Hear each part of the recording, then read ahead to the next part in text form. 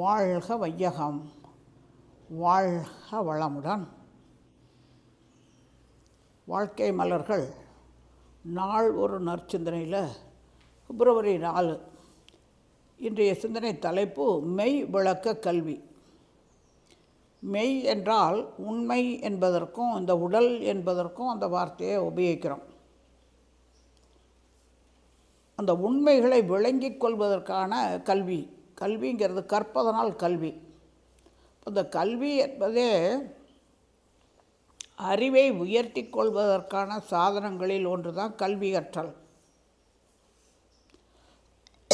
பிறக்கும்போது ஒரு குழந்தையாக இருக்கும், நமக்கு ஏதோ அந்த உடல் தேவைகளை பூர்த்தி பண்ணுற அளவுக்கு தான் உணர்ச்சிகளை வெளிப்படுத்துகிற மாதிரி அழுகிறோம், சாப்பிட்றோம், கொடுக்குறோம், அங்கே ஏதோ பண்ணுறோம் அப்படியே. ஆனால் அப்போ அழுதா நமக்கு பால் கிடைக்குதுங்கிறது அந்த குழந்தைக்கு அறிஞ்சு கொள்ளுது. அதனால் அதுக்கு பசி வந்த உடனே பேன்னு அழுகுது. அப்போ உடனே இருப்பவங்க அதுக்கு வயிற்று கொடுத்துட்றாங்க. அதுபோல் அப்புறம் இன்றைக்கி வரைக்கும் அதே நிலையிலையா இருக்கோம்? இல்லை, எவ்வளோ விஷயங்கள் கண்ணால் கண்டு, காதால் கேட்டு, மூக்கால் முகர்ந்து, நாக்கால் சுவைத்து என்று எத்தனையோ விஷயங்கள் அனுபவங்களாக நமக்கு வருது. அதன் மூலமாக நம்ம அறிவு உயர்ந்து கொண்டே வருது. இந்த அறிவு உயர்வதற்கு இயற்கையிலிருந்து இறையாற்றலே உயிராக தன்மாற்றம் அடைந்து வந்ததுனால தான், இறைநிலையிலேருந்து வந்தது தான் உயிர். இப்போ இயற்கைக்கு மதிப்பு கொடுக்கணும், அதுக்கு நன்றி செலுத்தணும். நம்ம குழந்தையாக இருந்தோம், இவ்வளவும் ஆளும் வளர்ந்தது, அறிவும் வளர்ந்தது ஒரு குழந்தைக்குன்னா அது சமுதாயத்தினுடைய கொடை, சமுதாயத்தினுடைய உழைப்பு. அப்போ திருப்பி நம்முடைய ஆற்றலையும் அறிவையும் உயர்த்தி திருப்பி செலுத்தணும் இல்லையா, நன்றி செலுத்தணும் இல்லையா? அப்போ அதுக்கு தான் இந்த கல்வி. இந்த கல்விங்கிறதுல பார்த்தோம்னா எல்லா மகான்களும் சொல்லுவாங்க, அது முழு கல்வியாக இருக்கணும் அப்படிம்பாங்க. கல்வி கற்பது என்பது முழு கல்வியாக இருக்கணும்.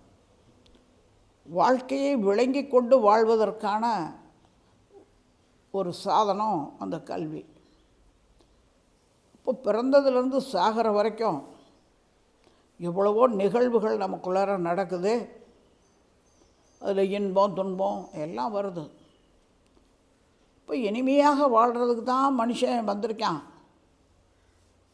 ஆனால் பழக்கத்தின் காரணமாக தானே தனக்கும் துன்பத்தை ஏற்படுத்திக்கிட்டு மற்றவர்களுக்கும் துன்பத்தை ஏற்படுத்துகிற மாதிரி மிருகநிலை பதிவுகள் வழியே வாழ்ந்து பழகிட்டதுனால தான் அந்த 6வது அறிவு இருந்தும் கூட, அந்த சிந்தனை ஆற்றல் இருந்தும் கூட மனிதர்கள் தடுமாறிட்டுருக்காங்க. இப்போ அந்த வகையில் இந்த வாழ்க்கை கல்வி என்பது ஒவ்வொருத்தருக்கும் தேவை. அது மெய்விளக்க கல்வியாக இருக்கணும். உண்மைகளை விளக்கணும். ஏன்னா பழக்கத்தின் வழியே பல பிறவிகளில் தொடர்ந்து வந்த எவ்வளவோ விஷயங்கள், அதையெல்லாம் இன்றைக்கு விளங்கி கொண்டு நம்ம செயல் செய்யும்போது தான் அறிவுக்கு பொருத்தமாக இருக்கும், அறிவியல் பூர்வமாகவும் இருக்கும். இந்த ஃபுல்ஃபில்னஸ், நம்ம ஒரு செயலை செய்கிறோம் அப்படின்னா அதில் ஒரு முழு திருப்தி இருக்கணும். அது விளங்கி கொண்டு விருப்பத்தோடு அந்த செயலில் ஈடுபடுற மாதிரி இருக்கணும். விளக்கம் இல்லாமல் சும்மா ஏதோ தொடர்ந்து செஞ்சுக்கிட்டே வரும்போது அதில் ஒரு நிறைவு இருக்காது மனிதனுக்கு. இப்போ ஒரு உதாரணத்துக்கு எடுத்துக்கிட்டோம் அப்படின்னம்னா, அமாவாசை அன்னைக்கு இந்த நம்ம இந்திய நாட்டை பொறுத்த வரைக்கும், அது தமிழ்நாட்டை பொறுத்த வரைக்கும் பார்த்திங்கன்னா ஒரு பழக்கம், இந்த அமாவாசைக்கு விரதம் இருக்கணும். இன்றைக்கு குடும்பத்தில் இருக்கிறவங்களெல்லாம் பட்டினி இருக்கணும், உண்ணா நோன்பு. ஏன் அப்படின்னா, நல்லா வயிறு நிறைய சாப்பிட்டாக்க உணர்ச்சி வயப்பட்ட நிலைகளில் தான் வாழ்வாங்க. அதனால் விளைவுகள் துன்பம்தான். அதில் சில தவறான பழக்கங்களும் ஏற்படும், பிற்காலத்தில் ரொம்ப கஷ்டங்கள்லாம் வரும். அதுக்காக அப்படி சொன்னாக்க எடுத்துக்க மாட்டாங்க. அதனால் சில விஷயங்களை நீங்கள் நடைமுறைப்படுத்தணும்னு முன்னோர்கள் சில பழக்கங்களை ஏற்படுத்தி வச்சாங்க. இப்போ பார்த்தோம்னா கோலம் போடக்கூடாதும்பாங்க. அமாவாசை அன்னைக்கு கோலம் போடக்கூடாது. ஏன்? கோலம்லாம் போட்டால் இந்த குடும்பத்தில் இருக்கிறவங்க சந்தோஷமாக இருக்காங்கன்னு பித்ருக்கள்னு சொல்கிறவங்க முன்னோர்களாக நமக்கு இந்த வாழ்க்கையை கொடுத்துருக்காங்களே, உடல் உயிர் எல்லாம் கொடுத்தாங்களே, அவங்களெல்லாம் ஆவிகளாக வந்து ஆகாயத்தில் நின்று இப்படி பார்ப்பாங்களாம் தன்னோட எதிர்கால சந்ததியினர்கள் எப்படி இருக்காங்கன்ட்டு. அடடடே, நம்மளே இல்லை, ஆனால் இவங்கெல்லாம் இப்படி சந்தோஷமாக இருக்காங்களேன்னு அவங்க வருத்தப்படுவாங்களாம். இப்படி ஒரு கதையை சொல்கிறாங்க. அதனால் கோலம் போடக்கூடாது அப்படிம்பாங்க. அப்படி இல்லை, அதில் ஒரு விளக்கம் இருக்குது. அமாவாசைங்கிற அன்னைக்கு கும்மிருட்டாக இருக்கும். அந்த நேரத்தில் அதிகாலை நேரத்தில் எழுந்து இந்த பெண்கள் கோலம் போடுறது அப்படிங்கும்போது அப்போ யாரேனும் திருடர்கள் வரலாம், தவறான செயல்பாடுகள் நடந்துடலாம் இருட்டுக்குள்ளே.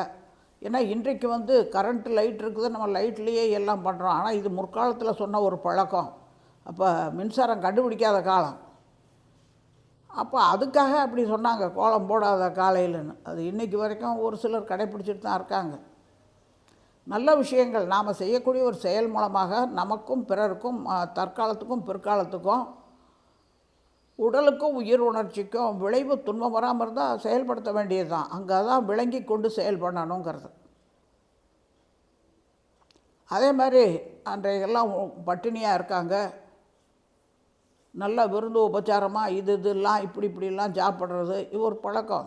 உணவுப் பொருளில் கூட இப்படி தான். வயதானவங்களாக இருந்தாக்கா பழங்கள் சாப்பிடலாம், அவங்களால பசி தாங்க முடியாது அப்படின்னு வச்சுருக்காங்க ஒரு பழக்கம்.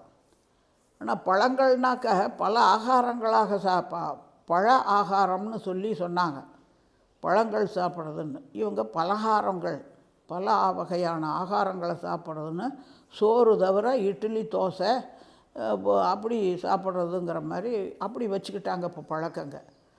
இப்போ எந்த ஒன்றிலையும் நம்ம விளக்கத்தோடு இருக்கணுங்கிறதுக்கு தான் அந்த மெய் விளக்க கல்விங்கிறது வேணுங்கிறார் மகரிஷி.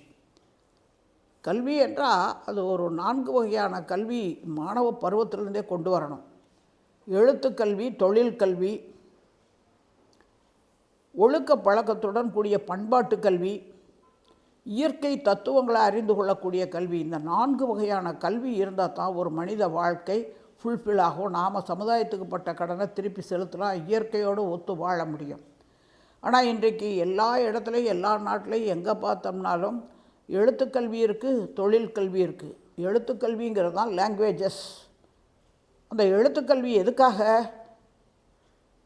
ஒரு குழந்தையாக இருந்தோம், அப்புறம் பெருசாகிட்டோம், நம்ம சில பக்கம் போகிறோம் வர்றோம், சில கருத்துக்கள் நம்ம மனதில் ஏற்படுதுன்னா அதை மற்றவங்கள்ட்ட வெளிப்படுத்தணும். அப்படின்னா அதுக்கு பாஷை தேவையாக இருக்குது. நம்முடைய கருத்துக்களை பிறரோடு பகிர்ந்து கொள்கிறதுக்கும் நம்முடைய சிந்தனையை விரிவடைகிறதுக்கு உயர்த்தி கொள்கிறதுக்கும் லாங்குவேஜுங்கிறது, மொழிங்கிறது, பாஷைங்கிறது தேவையாக இருக்குது. அது எல்லா இடத்துலையும் அங்கங்கே இருக்குது. இப்போ உலகம் முழுவதும் ஒவ்வொரு இடத்துலையும் ஒவ்வொரு வகையான பாஷைகளில் கொடுக்குறாங்க. சரி, அடுத்து பார்த்தோம்னா தொழில் கல்வி. பிறந்ததுலேருந்து சாகிற வரைக்கும் நமக்கு வாழ்க்கை தேவைகள் பூர்த்தி பண்ணணும்னா மற்றவரை எதிர்பார்த்தல் கையேந்தல் வேண்டாம், மாநிதியாம் இறைவனை நம் மனத்தடியில் தேர்வோங்கிறார் மகரிஷி. இப்போ மற்றவங்ககிட்ட கையேந்தாமல் இருக்கணும் அப்படின்னாக்க, உழைக்கக்கூடிய காலத்தில் உழைக்கணும்னா அதுக்கு கற்ற கல்வியோடு சேர்ந்து தொழிலும் அமையணும். அந்த தொழில் கல்வி அதுவும் இப்போ எல்லா இடத்துலையும் கொடுக்குறாங்க. அதில் இப்போ ரொம்ப சிறப்பாக அரை நேரம் படிக்கிறதுக்கு தியரிட்டிக்கல், இப்போ அரை நாளுக்கு ப்ராக்டிக்கல், செயல் செய்வதற்கு, தொழில் செய்வதற்கு பழக்கங்கள் கொடுக்கறது. இந்த மாதிரி அதான் கைத்தொழில் ஒன்றை கற்றுக்கொள், கவலை உனக்கில்லை ஒத்துக்கொள்னாங்க. ஏன்னா இளம் வயதிலிருந்தே, மாணவ பருவத்திலிருந்தே அடிப்படை தேவைகளான உணவு, உடை, வசிப்பிடம், உடல் கழிவுகளை வெளியேற்றுவதற்குரிய வசதி வாய்ப்பு, இது எல்லாமே மனிதனுக்கு கடைசி வரைக்கும் அத்தியாவசியமான தேவையாக இருக்கிறனால இந்த அடிப்படை தேவைகளுக்குரிய பொருள்களை தயார் பண்ணிக்கிறதுக்குரிய ஒரு கல்வி அவசியமாக இருந்ததுன்னா அடுத்தவங்களை எதிர்பார்க்கணுங்கிற அவசியம் இல்லை. அப்போ எழுத்துக்கல்வி, தொழில் கல்வி இந்த ரெண்டும் எல்லா நாட்டிலையும் எல்லா இடத்துலையும் இம்ப்ளிமெண்ட் பண்ணி இன்றைக்கி நடைமுறையில் கல்வித்துறைகளில் கொடுத்துக்கிட்ருக்காங்க. ஆனால் இது ரெண்டும் ஃபுல்ஃபில் ஆகி சக்ஸஸ் பண்ணி ஒரு மனிதன் முழுமை பெறணும் அப்படின்னாக்க அதுக்கு இன்னும் 2 கல்வி இருக்குது. அதுதான் ஒழுக்க பழக்கத்துடன் கூடிய பண்பாட்டு கல்வி. அது விட்டு போச்சு. அதைத்தான் மெய் விளக்க கல்வியாக மகரிஷி மனவளக்கலையில் சேர்த்துறார். இயற்கை தத்துவ அறிவு, லா ஆஃப் நேச்சர், செயல் செஞ்சால் விளைவு நிச்சயம். இந்த ரெண்டும் சரியானபடியில் அந்த 2 கல்வியும் கிடைச்சா தான் இந்த எழுத்துக்கல்வி, தொழில் கல்வியை கற்றுக்கொண்ட அந்த மனிதருக்கு ஒரு முழுமை பெற முடியுங்கிறார். இப்போது பண்பாட்டு கல்வி அப்படின்னு சொல்லும்போது, இப்போது மிருகங்கள் வரைக்கும் உணவு செய்ய தெரியாது, சிந்தனையாற்றல் கிடையாது, பிற உயிரை வருத்தி தன்னோட வாழ்வாதாரத்தை முடிச்சுக்கிறது, அப்படி தான் அந்த அளவுக்கு. ஆனால் அந்த பதிவுகளெல்லாம் மனிதன்கிட்ட இருக்குது. ஆனால் மனிதன்கிறவன் பறித்துண்டு வாழ்கிறது மிருக நிலை பண்பு. இட்டுண்டு வாழ்தல், ஒத்தும் உதவியை வாழ்தல், அதுதான் மனித பண்புங்கிறது. அந்த பண்பு வெளிப்படணும். அது அந்த முறையில் ஒருத்தருக்கொருத்தர் நேசிக்கவும் தெரியணும். அதையெல்லாம் ஆன்மீக வாழ்க்கைங்கிற முறையில் தான் கொண்டு வர்றாங்க. அப்போ அந்த பண்பாட்டு கல்விங்கிறது விட்டு போனதுனால தான் இன்றைக்கு இந்த 2 வகையான கல்வியும் யாருமே அதை வெற்றிகரமாக அவங்க அதில் மனநிறைவோடு ஈடுபட முடியாமல் இருக்கிறதுக்கு காரணம் இந்த பண்பாட்டு கல்விங்கிறது விட்டு போச்சு. அப்போது தானும் வாழலாம், மற்றவர்களையும் வாழ வைக்கலாம். அதுதான் 6வது அறிவுடைய சிறப்பு. அந்த வகையில் அந்த கல்வியானது அமையணுங்கிறார் மகரிஷி. அடுத்து இயற்கை தத்துவ அறிவு, செயல் விளைவு தத்துவங்கிறதான். இயற்கைங்கிறது இயல்பாக நடக்கிறதெல்லாம் இயற்கை. அதைத்தான் சிந்தனாவாதிகள், நம்ம மனிதர்கள், தத்துவவாதிகள் சொல்கிற கடவுள் அப்படிங்கிறது தான் அவங்க இயற்கைன்னு சொல்கிறாங்க.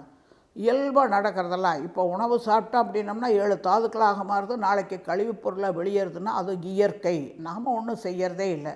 அதுபோல் ஒரு விதையை போட்டோம், தண்ணியை ஊற்றினோம், அவ்வளோதான் நம்ம வேலை. ஆனால் அந்த விதையே பெரிய மரம், அந்த பெரிய மரம் அந்த விதைக்குள்ளார இருந்தது அப்படி வெளியே வருது படிப்படியாக. இதெல்லாம் இயல்பாக நடக்கிறது. அப்போது அந்த செயல் விளைவு நியதிங்கிறத ஒவ்வொருத்தரும் உணர்ந்து கொள்ளணும். செயல் செய்கிறது நாம இருந்தாலும் விளைவாக வர்றது இறை நீதி. நம்ம விதையை போடுறதா நம்ம வேலை, அது மட்டும்தான் நம்ம செயல் செஞ்சோம். அப்போ அதிலிருந்து முளைச்சி ஒரு பெரிய உள்ளே இருந்த மரம் வெளியே வந்ததுன்னா அது நம்மளாக செஞ்சால் இல்லவே இல்லை. இயற்கை இரையாற்றல் செய்யுது. கடுகு போட்டால் கடுகு செடி தான் வரும், மாங்காய் விதையை போட்டோம்னா மாமரம் தான் வரும். இப்படி அதனுடைய தன்மையெல்லாம் வெளியே வரக்கூடியதுங்கிற சாதக பாதகங்களெல்லாம் அறிந்து கொள்ளக்கூடிய மனம்ங்கிறது மனிதன்கிட்ட தான் அந்த 6வது அறிவு மனமாக செயல்பட்டுருக்கு. அப்போ அந்த இயற்கை தத்துவ அறிவை உணர்ந்து கொள்ளும்போது எது சாதகம் எது பாதகம். ஒரு உதாரணத்துக்கு மகரிஷி சொல்கிறாரு, மயில் துத்தம்னு ஒரு பொருள் இருக்குது. அது பார்த்தாக்க இந்த வைத்தியத்துக்கெல்லாம் அதை பயன்படுத்துவாங்க. பார்க்குறதுக்கு ஒரு பிசின் மாதிரி தெரியுது. ஆனால் ஒரு சின்ன குழந்தைகளுக்கு அது தெரியாது. ஏதோ மிட்டாய் போல் இருக்குது அப்படின்னு நினைப்பாங்க, பழன்னு இருக்குன்னு. உடனே அதை எடுத்து வாயில் போட்டாங்க அப்படின்னா தொண்டைக்கிட்ட போகும்போதே அறுத்துரும். உள்ள இரைப்பைக்கு போகிறதுக்குள்ளாரே மனிதனுக்கு மரணம் சம்பவிச்சிடும். அதுதான் அதோட தன்மை. ஆனால் அதே மயில் துத்தம் மருந்துகளில் பயன்படுத்துகிறோம். எதோட கம்பைன் பண்ணுனா, எதோட ஜாயின் பண்ணுனா, சேர்க்கை வச்சோம்னா அது மருந்தாக மாறுதுங்கிற வித்தை தெரிஞ்சவன் மற்றவங்களுக்கு சொல்லி கொடுத்துருக்கான். இப்போ அந்த வகையில் இயற்கையில் எல்லா விஷயங்கள்லேயும் நல்லதும் இருக்குது, கெட்டதும் இருக்குது. இந்த நல்லது கெட்டது எதுங்கிறத தெரிஞ்சுக்கிட்டோம் அப்படின்னம்னா சாதகம் பாதகம், சாதகங்களை நம்முடையதாக்கி கொண்டு பாதகங்களை விளக்கிடணும். அதுதான் இயற்கை தத்துவ அறிவு. இந்த இயற்கை தத்துவ அறிவும் முழுமையாக மாணவ பருவத்தில் கிடைக்காதனால அந்த எழுத்தறிவு தொழிலறிவு ஃபுல்ஃபில் ஆகலை, முழுமை பெற முடியல. அதனால தான் எவ்வளவு படித்தவங்க எவ்வளவு பதவியில் இருந்தாலும் எவ்வளவு என்னென்ன விஷயங்கள் அவங்களுக்கு இருந்தாலும் கூட ஒரு குறை இருந்துக்கிட்டே இருக்கும் ஒவ்வொரு மனிதர்லேயும்னா அதுக்கு காரணம் இந்த இயற்கையை பற்றி அறிந்து கொள்ளாமையும் இந்த மெய்விளக்க கல்விங்கிறது இல்லாதனால உண்மைகளை விளங்கி கொள்ளணும். அந்த உண்மை பொருளே மேன்மை பொருளான மனமாக மனிதனில் மலர்ந்திருக்கு. உண்மை பொருள் அறிவு, மேன்மை பொருள் மனம். அப்போ அந்த உண்மை பொருளை நம்ம வெளிப்படுத்தி கொண்டுட்டு வர்றதுக்கு அறிவுபூர்வமாக அறிவியல் பூர்வமாக ஒவ்வொன்றையும் நம்ம தெரிந்து கொண்டு நம்ம செயல் செய்யும்போது நம்மை வளர்த்து விட்டு அந்த சமுதாயத்துக்கு நம்ம திருப்பி நன்றியை செலுத்த முடியும். அதே போல் இயற்கைக்கு முரண்படாமல் ஒத்து வாழ முடியும். இப்போ வாழ்க்கையில் எல்லாமே நிறைவாக இருக்க முடியும். அதனால தான் நம்முடைய குருமகான் அருள் தந்தை வேதாத்திரி மகரிஷி அவங்க மாணவ பருவத்திலேருந்தே இந்த மெய்விளக்க கல்விங்கிறத கொடுத்துட்டோம்னாக்க நம்ம எல்லாவற்றிலையும் ஒரு ஒழுங்கு முறையை கொண்டுட்டு வர முடியும். அதே சமயத்தில் தானும் வாழ்ந்து மற்றவர்களை வாழ வைக்கக்கூடிய திறமைகளை உயர்த்தி அவங்க வாழ்வாங்கு வாழ முடியுங்கிறது தான் இன்றைய சிந்தனையில் நமக்கு உணர்த்துறார். மேலும் சிந்திப்போம், தெளிவு வருவோம். வாழ்க வளமுடன்.